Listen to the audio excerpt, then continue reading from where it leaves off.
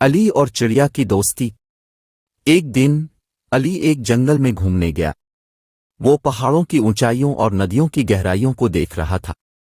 ایک دن وہ ایک پرچہ چڑیا کو دیکھا جو ایک شجر کی شاخ پر بیٹھی تھی۔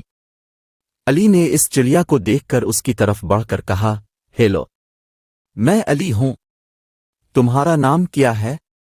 چڑیا مسکرا کر جواب دی، میرا نام پری ہے، میں اس جنگل کی محافظ ہوں اور اس کی خوبصورتی کا خیال رکھتی ہوں۔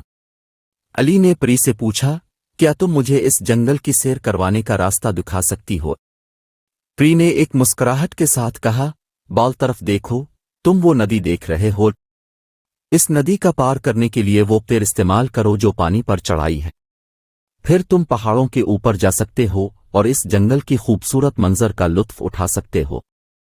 علی نے پری کا شکریہ ادا کیا اور اس کے بتائے گئے راستے پر چل کر پانی کے ساتھ ساتھ پہاڑوں کی اونچائیوں تک پہنچ گیا۔ وہ نظرین مناظر کو دیکھ کر حیران ہو گیا جو کہ جنگل کی سبزیوں، پھولوں اور جانوروں کی زندگی کا مظاہرہ کر رہا تھا۔